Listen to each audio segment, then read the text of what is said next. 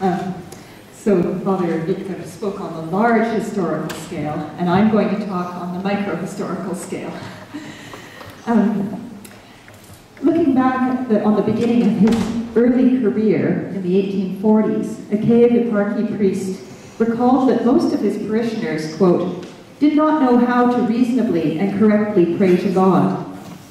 Not only did they not get the words right in basic prayers for lack of understanding, but many of them also revealed traces of Roman Catholic practice and theology by crossing themselves with 5 fingers rather than 3, or by inserting the filioque when they recited the creed.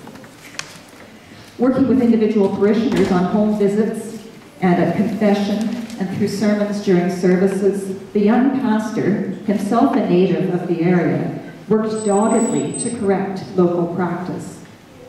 On one level, this was a rather typical story of the seminary-trained priest's relations with his parishioners. Indeed, in religion, as in so many other spheres, the 19th century was a period of modernization through standardization.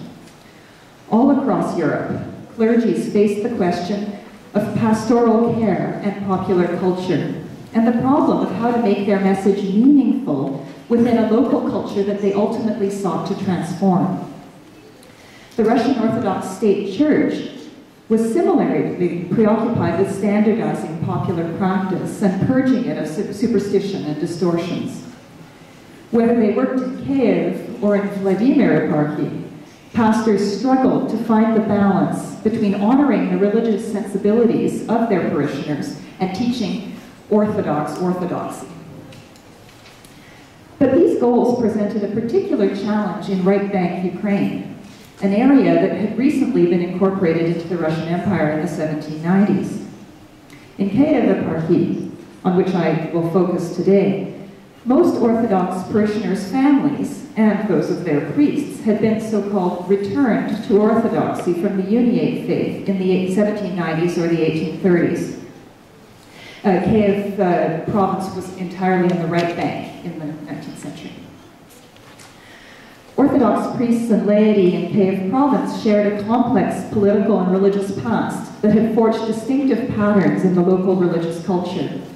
Certainly, great Russian visitors to the region in the middle of the century commented on the unfamiliar traditions of right bank Ukraine, where bells rang at unexpected times, where the tunes used in the liturgy sounded different, where the typical village church had 3 domes rather than 1, where high roadside crosses were a ubiquitous feature of the countryside, where a significant number of rituals was different or unknown to Russians, and where Orthodox believers did not wear baptismal crosses around their necks as did the Russians.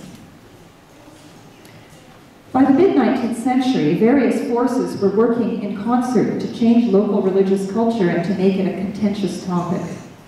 First, there was the administrative integration of Kyiv province into the Russian Empire and its state and its church. Probably most importantly for our purposes was the reorganization of the Kyiv Academy in 1817 to 19 and the introduction of the Russian seminary education system in Kyiv province, which taught local priests' sons to think in the Russian language and to sing and perform rituals in the Russian manner, setting them apart from their parents and from their parishioners. Second, there was the context of the Polish Revolt in 1863 and the central authorities' renewed commitment to depolonizing the Western provinces and promoting Russian and Orthodox culture. As the main educated Russian social group in the villages, state authorities looked in particular to the Orthodox clergy for assistance. But also significant in the 1860s was the blossoming of the press, both religious and secular, of the Great Reform era. On the one hand, the press facilitated the diffusion of common discourses. Parish priests' splendid isolation was broken by the appearance of diocesan gazettes and the many other Orthodox periodicals that were launched in the 1860s, which provided advice about how to reform local practice and bring it into line with correct orthodoxy. But on the other hand, the press also allowed for the emergence of decentralizing discourses by providing a means of articulating local identities and defending the legitimacy of the rituals practiced in the southwest region. Indeed, in Kyiv Eparchy, the same journals could perform both roles at once. So today I want to look at the debate about local religious culture in Kyiv Diocese in order to show that although there's no doubt that church authorities sought to reform the clergy and local religious practice, they were also willing to meet the local partway, acknowledging the legitimacy of Kyivan tradition while seeking to cleanse it of what they perceived as Uniate or Roman Catholic borrowings. The Church's increased interest in the conscious practice of the laity ironically opened up space for some limited discussion of and justification of regional identity. It's clear that, at least from the perspective of the priests of Kyiv Eparchy, the definition of what constituted legitimate Russian Orthodox culture remained open to debate in the middle decades of the 19th century. Kyiv province priests were on the defensive in the 1860s. The government and synod may have expected them to work to defend the Russian and Orthodox nature of the southwest borderland of the empire, but these authorities also expressed concern on numerous occasions about their ethnic and religious reliability in a region where the Poles remained socially dominant in mid-century.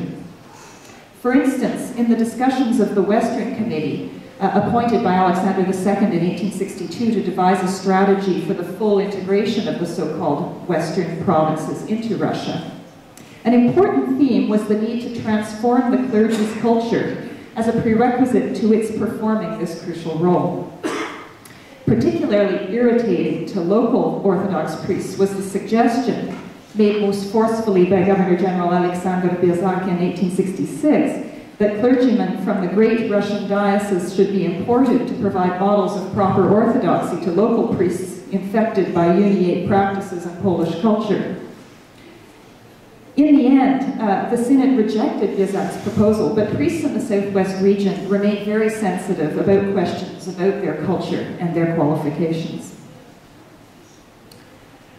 Although the cause of orthodoxy had unquestionably been served by the absorption of the region into the Russian Empire, and the Ukrainian clergy were quite happy to use the power of St. Petersburg against the Poles, Kyivan priests sought to preserve local authority and tradition. Indeed, articles in the diocesan newspaper, Kyievske were quite open about the fact that great Russian dominance existed and emphatic in their defense of regional custom. The most striking, perhaps, was a comment made in a lengthy 1863 obituary of the Dean of St. Sophia's Cathedral, a great Russian who had come to Kyiv in 1817. Recalling that era, the eulogist wrote, "There was a time when ecclesiastical education was at the various highest level here, when the South shared from its surplus of intellectual riches with the North, sowing the seeds of enlightenment there, sending scholars, activists, enlightened and virtuous archpastors. Now the North and the South exchanged roles. Now the first held out its hand to the second. The intellectual movement followed the reverse path, and there began a new colonization." So these kinds of reminders that one sees in the press throughout the period that Kyiv had a long and distinguished Orthodox history would be a really characteristic feature of local priests' writings about religious reform. Certainly, church authorities in the region quite concretely tried to purify religious practice and free it of traces of the Uniate past. In particular, throughout the first half of the century, they repeatedly demanded that parish priests send any Uniate prayer and liturgical books to Kyiv. And state authorities also tried to shape the religious landscape, in particular by discouraging the building of roadside crosses, which they had long perceived as a Roman Catholic feature. The Kyiv consistory dutifully passed along information about recently erected crosses to the state authorities. Similarly, when in 1864 an influential state official in the West Borderlands donated 9,000 baptismal crosses in a bid to quote-unquote reintroduce the practice of wearing them in right bank Ukraine, the consistory accepted them and also ordered that the Kyiv Kyiv's monastery begin to produce such crosses, and that every newly baptized person receive one henceforth. On the whole, however, the consistory rarely pronounced on matters of local religious practice and ritual. Indeed, in refuting yet another proposal to import Great Russian priests, this time in 1868, an editorial in Kyievske парафіяльне ведомости claimed that although all of the bishops in the southwest region were Great Russians, and although there were Russian clergymen in all three provincial capitals, none of them had ever complained about local rituals. But the subject remained a frequent topic in the clerical press of the region, with both ordinary village priests reporting on their parishioners' practices and expectations, and researchers from the Kyiv Seminary and Academy providing more scholarly examinations of the issues they raised. Such study revealed the combined effects of government policy and rhetoric about Russification, the impact of seminary education, and the influence of the pastoral care movement within the church. The dilemma was treading the fine line between what aspects of popular religiosity could be accommodated as a legitimate local form of orthodoxy, and what constituted superstition or traces of Roman Catholicism.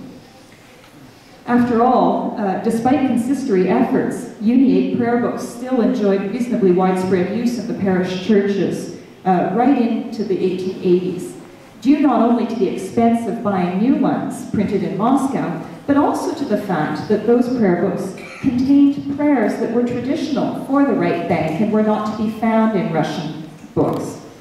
There was also continued use of Petro Mohyla's 17th century prayer, by then a bibliographic rarity, but which included numerous rituals that had fallen out of use in Russia proper.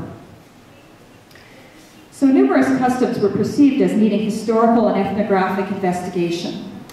An 1879 exchange in the diocesan gazette about vodiny, the practice among right-bank Ukrainian peasants of having the priest bless the bride as she was brought to the church to be wed, illuminates what was at stake. A village priest contributed a lengthy article in which he concluded that because the tradition existed only in the southwest and only among the peasantry, vodiny constituted one of the many errors that had crept into popular practice during the era of the Uniates. After all, he said, the ritual could only be found in Uniate prayer books. And so priests should work to end the tradition. A few months later, another contributor replied with a similarly extensive article.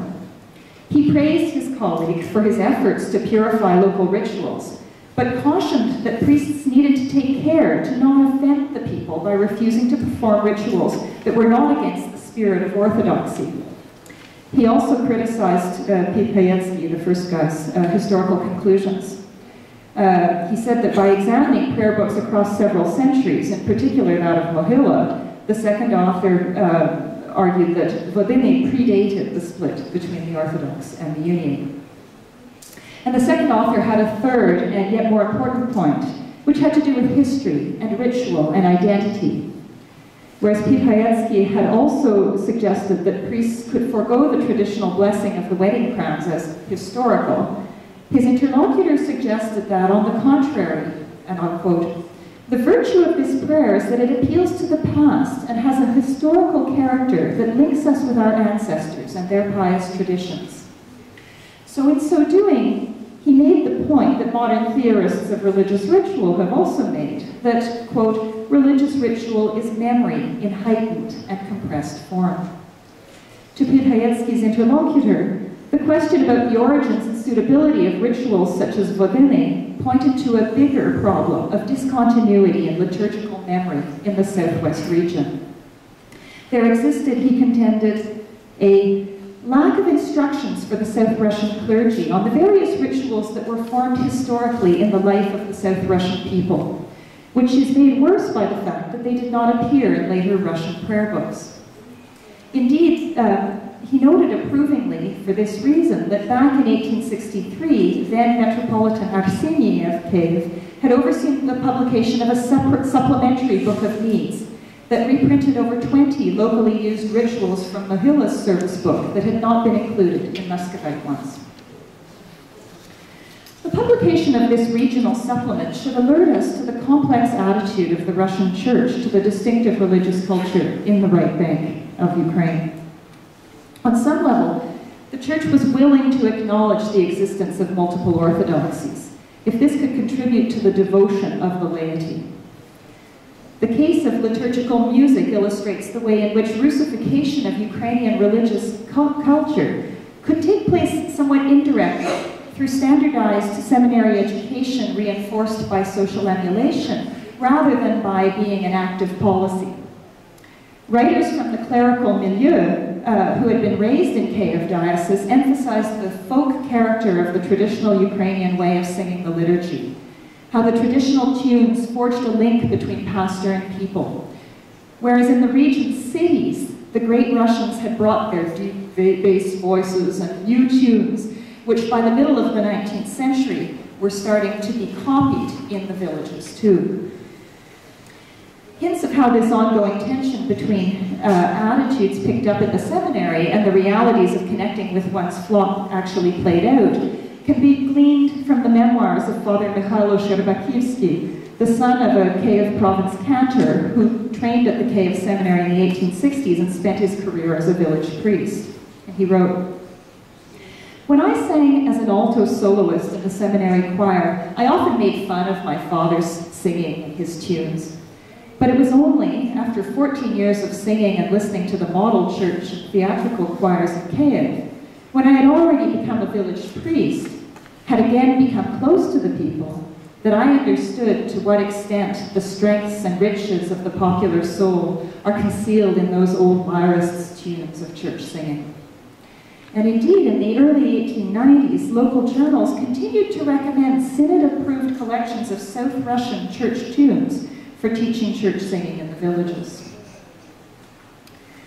Finally, an important theme of opponents of standardization in religious rituals was the idiosyncrasy of Muscovite models. Whether it was church singing, or Pasia services during Lent, or the erection of roadside crosses, local clerical writers traced distinctive Kyivan practices to the Greeks, emphasizing that their practice was in keeping with the rest of the Orthodox world, whereas it was the Russians who had fallen out of step. And this meant both the legitimacy of local practice and a broader Ukrainian identity that crossed the Dnipro River, according to the editorialist of the Diocesan Gazette, who wrote in 1868, "The local Orthodox clergy performs rituals exactly the way that they are performed in Poltava, Chernihiv, and Kharkiv provinces, where there was never the union. In the performance of rituals, they follow ancient tradition and the statutes of the Church, and we suggest that Orthodox rituals passed from the south to the northeast of Russia, and not the other way." And so scholarly historical defense of local tradition opened up questions about the nature of true orthodoxy and the legitimacy of the Great Russian version of its practice. And so this brief review of some aspects of the encounter between local Kyivan and official Great Russian religious culture in the 19th century reveals the significance of both formal and informal pressures towards standardization. Local patriots among the clergy, such as Father Petro Lebedintsev, the editor of Kyievske parifialne Viernosti, and by the late 1860s, the right-hand man of the Metropolitan, found common cause with the wider preoccupation in the Church with reforming and deepening parishioners' religious knowledge and piety, demonstrating that a pastor could not be effective without leading his flock in their own culture. Threatened by accusations from government officials and in the press that their orthodoxy was questionable and their culture Polish, the Kyiv clergy fought back through ethnographic and scholarly study to demonstrate their Orthodox credentials, in particular the deep roots of Orthodoxy in the region and the validity of their local version of Orthodoxy. Thank you.